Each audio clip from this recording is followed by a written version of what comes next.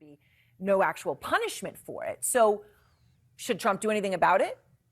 Well, I mean, I guess he could show up and continue to show what this case was all about in the first place. And that is, it was for a political talking point. This case should have never been brought. It was brought by a partisan prosecutor. If Donald Trump weren't Donald Trump and he weren't running for president, this case would never have been charged with felonies this way.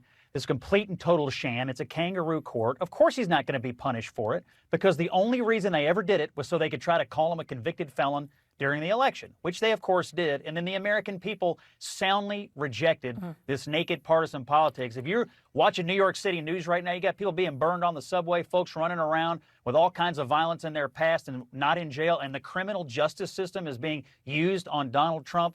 Take a hard look at who you're electing. It's Alvin Bragg and this judge. These are the kinds of people, and they're So we got to talk about Judge Juan Merchan and the Trump case, because excuse me, Trump will not go to prison over this case. He basically won't even really be punished at all. And of course, people on the left don't like that idea. They don't like the sound of that. They want to see Trump in prison. But it's also fitting because this whole case was BS from the start. From the jump, it was BS. So the fact that it ends this way, with, the judge basically saying, hey, yeah, you were found guilty, but forget about it.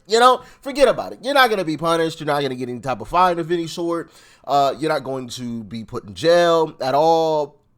We'll just confirm that you're a felon, which I'm sure people on the left are going to take that as a W at this point, because my goodness, they can't find any wins. They have been losing across the board. Even with this witch hunt against Trump, completely backfired against them, right?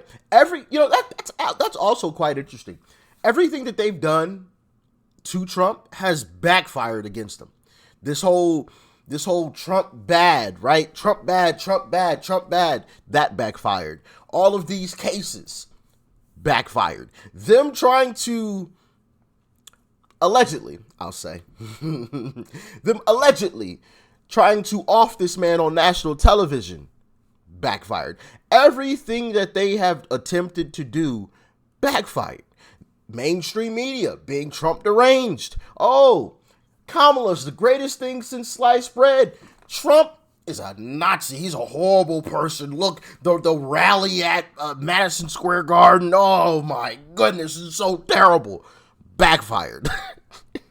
And that one backfired tremendously, because not only did Trump win, but the ratings absolutely tanked following the election, so much so that some of these folks like Joy Reid and Rachel Maddow had to take pay cuts. I love it. I still think they're overpaid, even with the pay cuts, but they had to take pay cuts. That leads me to this panel with Abby Phillips on CNN. And of course, like I said, people on the left, these lunatics, they don't like the idea that Trump isn't going to go to prison. Check it out. Is this a kind of Goldilocks decision by the judge here to give people who want Trump to have consequences a conviction that is upheld, but not have to deal with a sentence which, frankly, was unlikely to actually happen, given that he's about to be the president of the United States? No, and I don't want to sugarcoat it. I think this is a slap in the face to the judicial system. We tell the jurors when they come into that room that your job is very important. This is very serious. We expect them to pour through the information, which they did. They came back with a decision, and now the judge is saying, essentially, it doesn't matter. You found them guilty, but I'm not going to assess any penalty at all.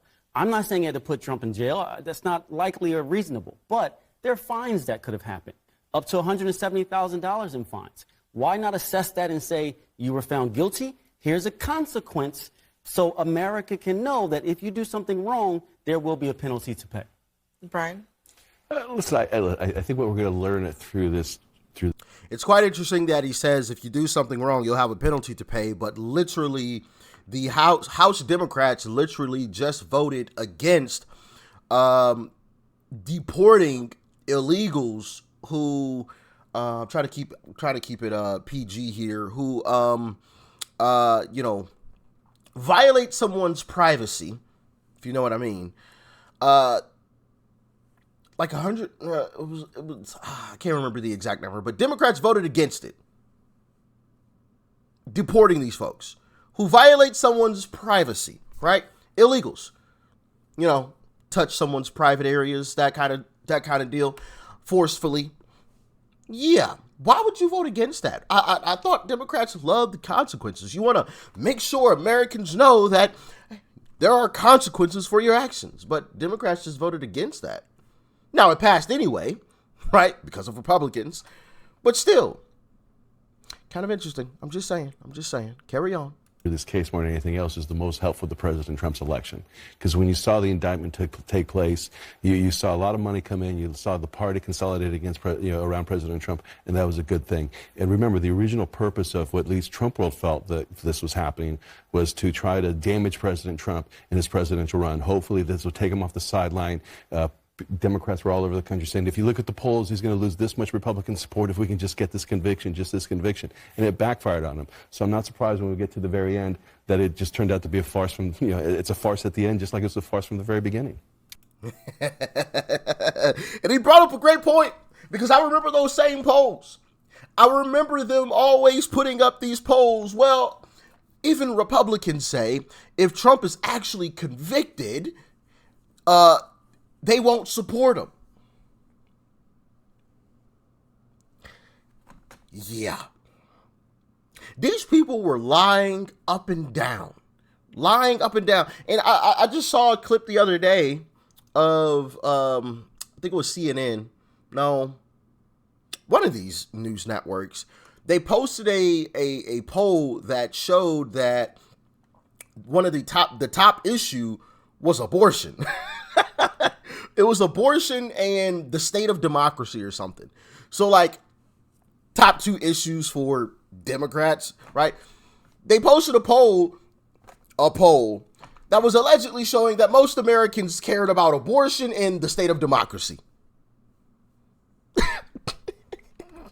These folks were lying across the board, man. They were trying so hard to get Kamala elected, bro. To the point where they faked polls, just flat out faked them, or they just polled their own co-workers in the building to get those numbers, because they didn't poll the average American citizen. The average American citizen, abortion wasn't high on the list. There are a lot of folks who care about that, but it wasn't high on the list. Neither was the state of democracy. Even though we live in a constitutional republic.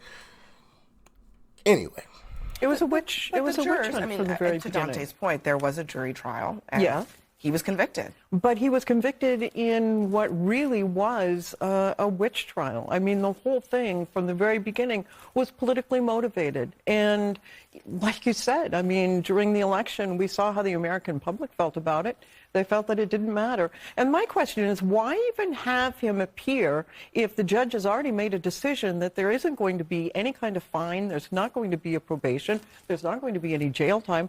What's the point? He said he can appear virtually, Right, which again, right. you're giving that concession. I understand it's the incoming president of the United States, but I don't want the point to be lost that there was a jury trial where that jury sit through and heard evidence, and whether or not Trump should have been charged, that's not what we're talking about. He was, and he was found guilty based on the evidence. So you can't ignore that and say it was a political witch hunt because a jury said he did something wrong, but now the judge is saying he won't be punished. The judge, I mean, he is not saying that the jury's verdict is invalid. He's just saying, of the options I have available to me, I'm going to choose the one that has basically no penalty. Isn't that an option that would have been available to him anyway?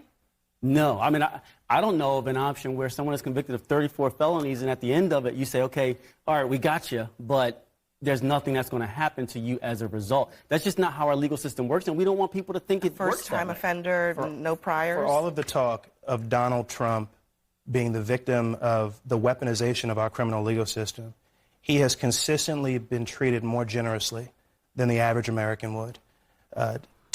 Because it's all BS. It's all BS. Alvin Bragg dug, scraped, and clawed to revive this outdated case stacked the deck, right? He tried, bro. He did everything that he possibly could to get this. Like he tried his hardest, scratching, clawing, digging, everything. Meanwhile, you got people being set on fire. You had that whole situation, I think I reported on it, where random women were getting punched in the face just walking down the sidewalk. You have illegals fighting with cops, flipping people off as they walk out after fighting with those officers, flipping the cameras off like, hey, suckers. But you want to scratch, claw, and dig for anything you possibly can to try to get Trump. Why weren't those illegals thrown under the jail for fighting with officers? Yeah, all right. The point just made, who do you know who's been convicted on 34 felony counts, doesn't even have to pay a fine, to say nothing of some prison time? Well, who That else is an would have ex- ever been charged in these circumstances? But white collar, Nobody but this is else. how we treat white collar criminals in our country. They walk away scot-free. This has been traditional. This isn't any surprise to us. Well, they don't. After they've been convicted, they don't walk away scot-free. They have to have some. There has to be some consequence, whether it is a financial or some combination of. But of, it's consistently of financial smaller than any other type of criminal. or some prison time. And so here's a classic example. And by the way, this has been appealed on at least one occasion. I mean, he was convicted of things that a court has found beyond this trial court to be a perfectly valid thing to be convicted of in the state of New York. And so for all this talk about a witch hunt, weaponization, no one can plausibly dispute that he committed the crimes that he was convicted of. They may not like that he was prosecuted, but the fact is, he did the things that he was convicted of. Steve Chung He is got saying, convicted in the Democratic. He wouldn't have got convicted in any other city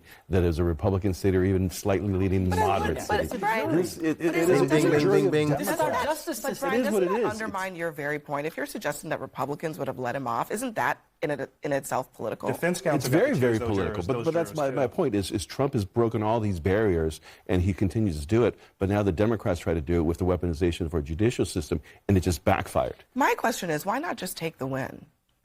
There's no consequences to this. Just take the win and move on. Trump's team is saying there should be no sentencing. President Trump will continue to fight against these hoaxes until they're all dead. But at the end of the day, to Mondare's point, Trump is coming out on the upside of this in the sense that there are no consequences here. Except that so he still why is a not just criminal. let it go?